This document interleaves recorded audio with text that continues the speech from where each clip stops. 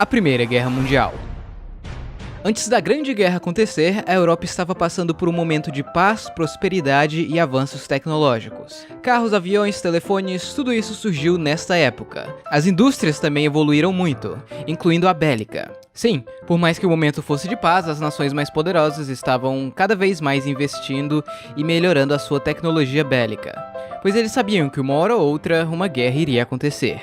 Na Europa, o recém-formado Império Alemão estava se industrializando de uma maneira assustadoramente rápida, se tornando o país mais poderoso da Europa continental, e isso obviamente assustou seus vizinhos. Porém, a Alemanha também estava com receio que os seus vizinhos se juntassem contra ela, então ela tentou fazer uma aliança com a Rússia e com a Áustria-Hungria.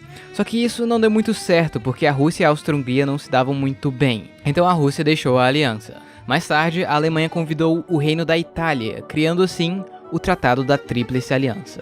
Isso deixou os vizinhos da Alemanha ainda mais preocupados. A França odiava a Alemanha por causa da humilhação sofrida na Guerra Franco-Prussiana e a anexação dos territórios de Alsácia e Lorena. Então, em resposta ao Tratado da Tríplice Aliança, a França fez um tratado com a Rússia, que nesse momento já não estava muito feliz com os alemães. A relação entre a Alemanha e Reino Unido não era tão ruim, afinal de contas os dois tinham um inimigo em comum. Mas depois da partilha da África, a Alemanha ficou meio puta porque ela não conseguiu pegar muitas colônias, e eles chegaram à conclusão que o Reino Unido era tão poderoso por causa da sua poderosa marinha. Então eles resolveram que iriam criar uma marinha tão forte quanto a britânica, o que não deixou os britânicos nem um pouco felizes. Então, com a desculpa de que o balanço de poder na Europa não estava certo, o Reino Unido deixa a neutralidade e se junta com seu antigo inimigo, formando a Tríplice Entente. No Oriente Médio, o antigo e poderoso Império Otomano se ferrou bastante nos últimos tempos. Eles até perderam uma guerra para a Itália.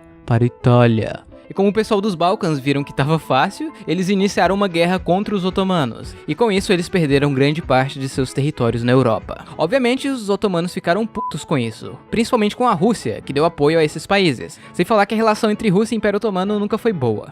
Com o fim da Primeira Guerra dos Balcãs, a Bulgária ficou putaça porque o território da Macedônia foi dado para a Sérvia. Então eles meio que tentaram pegar a força e isso gerou a Segunda Guerra dos Balcãs, que foi basicamente todo mundo contra a Bulgária, incluindo o Império Otomano, que recuperou alguns territórios. E por último, mas não menos importante, vamos falar do Império Austro-Húngaro, que era o império mais multicultural da Europa.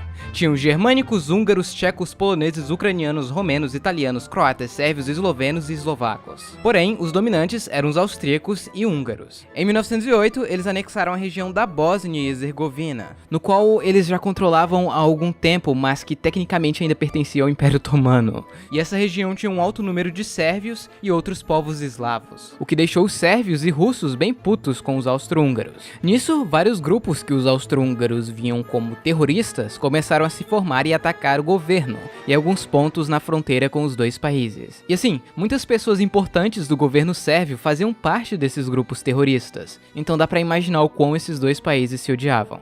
Ou seja, a Europa estava cheia de países que odiavam outros países e esses países tinham aliança com outros países. Com tudo isso, só precisava de um motivo para a guerra, e isso aconteceu nos Balcãs. O arquiduque e herdeiro do trono austro-húngaro Francisco Ferdinando pretendia transformar a Áustria-Hungria em uma espécie de federação, onde cada região teria uma certa autonomia. Então, para obter apoio da recém-anexada região da Bósnia, ele faria uma visita de estado na cidade de Sarajevo. Sabendo disso, um grupo terrorista conhecido como Mão Negra armou uma emboscada para assassinar o arquiduque. Eles esperaram em uma ponte, onde o carro de Ferdinando iria passar, e então jogaram uma granada, que bateu no capô do carro de Ferdinando e explodiu na roda do carro de trás, deixando alguns feridos. Depois disso, Ferdinando foi embora da cidade, certo? Não, ele seguiu a sua agenda normalmente, só que resolveu ir até o hospital visitar os feridos. Enquanto isso, um jovem nacionalista eslavo chamado Gavrilo Princip estava tomando seu cafezinho pensando quão o atentado tinha dado errado. Ao mesmo tempo, indo para o hospital, o motorista de Ferdinando acaba entrando em uma rua errada. Percebendo o erro, ele tenta dar meia volta, só que isso acaba quebrando o carro, na frente do café onde o Gavrilo estava. Então ele vai lá e atira em Ferdinando e em sua mulher, matando os dois. O assassinato de Francisco Ferdinando foi a gota d'água para a Áustria-Hungria, e eles tinham quase certeza que o assassinato foi a mando do governo sérvio, o que realmente pode ser verdade, já que muitos membros da Mão Negra eram do governo sérvio. Sendo assim, eles mandam um ultimato cheio de exigências pesadas para a Sérvia, no qual os sérvios até aceitam várias dessas exigências. mas não todas. Então, depois de falar com a Alemanha para ter certeza que eles iriam ajudar caso uma merda maior acontecesse, a Áustria-Hungria declara guerra à Sérvia, iniciando assim o que seria a Primeira Guerra Mundial. Como a Sérvia era amiga da Rússia, os russos começaram a mobilizar suas tropas para ajudar os sérvios. Com isso, a Alemanha mandou uma mensagem para a Rússia falando para eles não intervir. Os russos não responderam e então a Alemanha declara guerra à Rússia. A Alemanha também manda a França declarar neutralidade. Como eles não responderam e começaram a mobilizar suas tropas, a Alemanha ocupa Luxemburgo e declara guerra à França no dia seguinte. O Reino Unido fica de fora, mas não declara neutralidade. Já a Itália declarou, pois, segundo eles, o Tratado da Tríplice Aliança era apenas de defesa, e como nesse caso a Áustria e a Alemanha declararam guerra, eles não tinham obrigação de entrar. A Alemanha sabia que uma guerra em duas frentes era um tiro no pé, mas eles tinham um plano. O plano Schlieffen. Como a Rússia era muito grande, eles demorariam para ficar prontos para a guerra. Então, a Alemanha iria com tudo para cima da França e derrotá-los rapidamente. E depois eles iriam focar na Rússia. Enfim, mas a Alemanha sabia que a França iria proteger muito bem a sua fronteira. Então, ela resolveu que iria passar pela Bélgica, que era um país neutro. Com a invasão alemã da Bélgica, o Reino Unido declara guerra à Alemanha, já que eles garantiam a neutralidade da Bélgica. Os alemães achavam que iria ser fácil passar pela Bélgica, mas eles resistiram bravamente na Batalha de Liège, o que atrasou os alemães. Os aliados usaram a invasão da Bélgica como propaganda contra o Império Alemão, expondo algumas atrocidades que eles fizeram em cidades belgas. E isso funcionou. A opinião pública de muitas pessoas de outros países neutros, como os Estados Unidos, ficou bem contra o Império Alemão. Sem saber do plano Schlieffen, os franceses começam uma ofensiva na fronteira alemã, iniciando a Batalha das Fronteiras, no qual ambos os lados sofreram pesadas baixas, mas os franceses saíram perdendo e tiveram que recuar. Depois de atravessar a Bélgica, os alemães conseguiram avançar até o rio Marne, que fica a uns 75 quilômetros de Paris. Porém, eles foram parados pelos franceses e britânicos que já estavam ali, e isso fez com que os alemães recuassem alguns quilômetros. Depois disso, ambos os lados tentaram flanquear o inimigo ao norte, até que eles chegaram no mar. Os alemães então começaram a cavar trincheiras para defender os territórios que tinham conquistado. Os aliados fizeram o mesmo, iniciando a famosa Guerra de Trincheiras, que basicamente funciona assim. Entre duas trincheiras existia a Terra de Ninguém, que era cheia de minas e arames farpados, além de ser um lugar extremamente exposto. Então, um exército tentava passar pela Terra de Ninguém até chegar na trincheira inimiga. Porém, esses defendiam as suas trincheiras com fuzis e metralhadoras pesadas. Ou seja, era muito difícil conquistar uma trincheira, e vários morreram tentando. E se com sorte um batalhão conseguisse conquistar uma trincheira, os seus inimigos iriam simplesmente recuar e criar outra trincheira um pouco mais atrás. Sem falar que as condições de vida em uma trincheira era horrível. Era um lugar sujo, úmido e às vezes cheios de ratos, fazendo com que muitos soldados ficassem doentes. As trincheiras iam do Canal da Mancha até a Suíça, o que fez com que a frente ocidental ficasse bem parada. Pelo menos em mudanças territoriais, já que as maiores batalhas aconteceram aqui.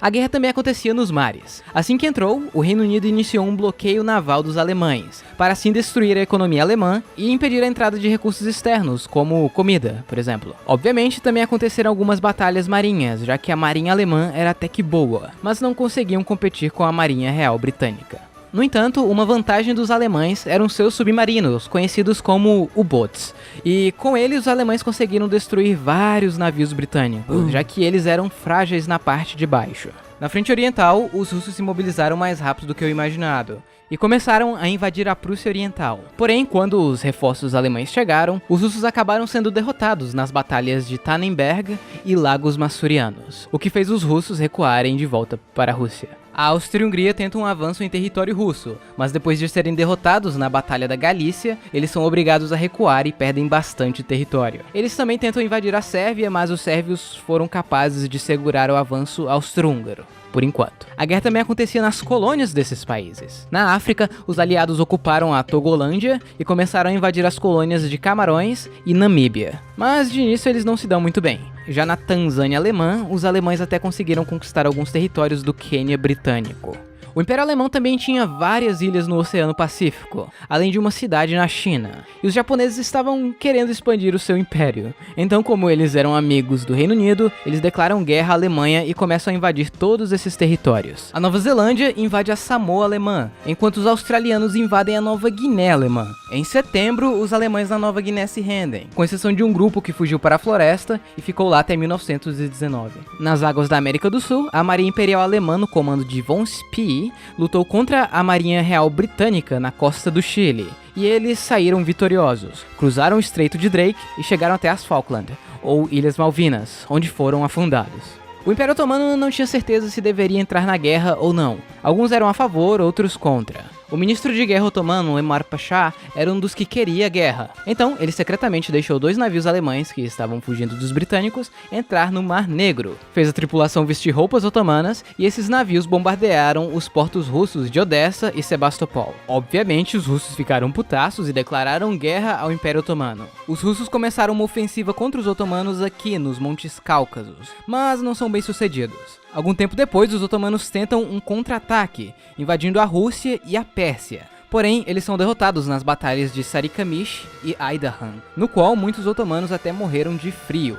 Os britânicos e indianos também desembarcaram no porto de Bassorá, para proteger as reservas de petróleo da Pérsia. A Áustria-Hungria finalmente consegue capturar Belgrado, a capital da Sérvia, por algum tempo, já que os sérvios conseguiram recuperar a cidade de novo. Os russos conseguem avançar ainda mais em território austro-húngaro, fazendo eles recuarem para os Montes Cárpatos. E os alemães começaram uma invasão na Polônia russa. De início, eles se dão bem, mas depois são obrigados a retroceder alguns quilômetros. Na frente ocidental, as coisas não mudaram muito, apenas algumas pequenas batalhas aqui e ali. Mas no Natal de 1914, alguns alemães e britânicos fizeram um armistício não oficial, cantaram músicas natalinas, trocaram presentes, enterraram os mortos que estavam na terra de ninguém e até jogaram uma bola juntos. Tudo muito lindo, mas sabe quem não gostou nada disso? Os generais, os franceses e um soldado alemão chamado Adolf. No ano seguinte, os franceses tentam quebrar a linha defensiva alemã na primeira batalha de Champagne, mas não deu muito certo. Os franceses começaram a usar gás lacrimogênio para tirar os alemães das trincheiras, e os alemães foram um passo adiante e usaram gás cloro na segunda batalha de Ypres, ou Ypres. De início parecia muito eficiente, já que os inimigos foram rapidamente incapacitados, mas os alemães acabaram sofrendo com o próprio gás e a batalha ficou inconclusiva. Algum tempo depois, os aliados também começaram a usar gás cloro, mesmo tecnicamente sendo proibido pelas leis de guerras, que esses mesmos países assinaram em 1899. O gás cloro, apesar de incapacitar e ser letal até certo ponto, precisava de muita concentração para realmente matar uma pessoa, e logo logo todos os soldados já estavam com equipamentos de segurança, como aquelas famosas máscaras de gás. Com isso, 2 outros gases foram usados. O gás fosgênio, que foi o mais letal de todos. Esse gás era quase invisível e os seus efeitos eram sentidos apenas horas depois. E em 1917, os alemães começaram a usar o famoso gás mostarda, que apesar de não ser tão letal quanto o fosgênio, o gás mostarda era assustador. Só de entrar em contato com a pele, ele causava bolhas, deformações e muito sofrimento para a vítima, se tornando assim o gás mais temido e famoso da guerra. Enquanto isso, os otomanos tentam pegar o canal de Suez, mas falham. Os britânicos começam a bombardear Dardanelos para tentar chegar até Constantinopla, a capital do Império Otomano. Mas isso também não funciona. Então, em abril, eles, junto com os franceses, australianos e neozelandeses, tentam desembarcar nas praias de Galípoli. Essa operação de desembarque duraria mais ou menos 1 ano, e seria extremamente difícil, principalmente pelas condições climáticas. Os otomanos estavam bem p***os com os armênios, que são uma minoria étnica e religiosa que vivem aqui, pois eles desconfiavam que os armênios estavam colaborando com o inimigo. Isso tudo geraria o genocídio armênio, onde mais ou menos 1 milhão de armênios acabariam morrendo. No entanto, ainda hoje a Turquia nega o genocídio e diz que os números foram exagerados pelos aliados, para fins de propaganda. O reino da Itália, que era aliado da Alemanha e da Áustria-Hungria, decidiu entrar na guerra, do lado dos aliados, pois lhes foram prometidos alguns territórios da Áustria-Hungria. Os italianos tentaram um avanço nos Alpes, porém os austro-húngaros conseguiram se defender facilmente dos italianos, já que as suas posições eram bem vantajosas. Enquanto isso, os alemães intensificam os ataques de submarinos, declarando um bloqueio do Reino Unido. Todo navio, não importa de que país seja, seria afundado sem aviso pelos U-Boot. Uma das vítimas foi o navio Lusitânia, onde muitos americanos acabaram morrendo. Isso obviamente não deixou os Estados Unidos muito felizes, mas o Lusitânia trazia armas escondidas, então a Alemanha tinha uma desculpa. Os alemães também usaram os Zeppelins para bombardear cidades britânicas, inclusive Londres. Porém, isso não se mostrou muito eficiente. Na frente oriental, os impérios centrais conseguiram vitórias consecutivas contra a Rússia. A Alemanha consegue avançar na Polônia russa e em agosto eles capturam a cidade de Varsóvia, além de avançar no território da Lituânia.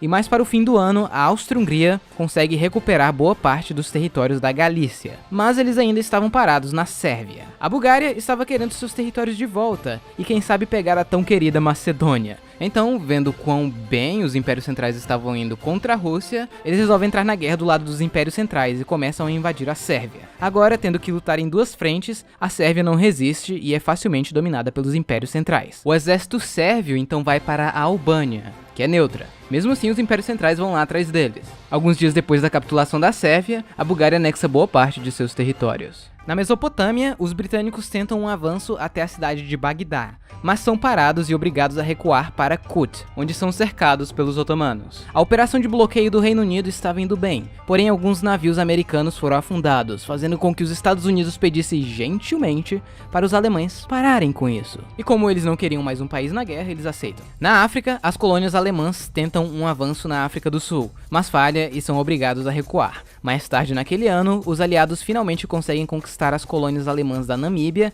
e Camarões. Porém, os alemães ainda estavam resistindo fortemente na Tanzânia, que estava sob o controle do comandante alemão Paul von Lettow-Vorbeck, que resistiria isolado na África durante toda a guerra, com apenas um pequeno grupo de guerrilheiros. Até o momento, um ano já tinha se passado desde o início da Grande Guerra, mas ela ainda estava longe de chegar ao fim, e muita coisa ainda vai acontecer.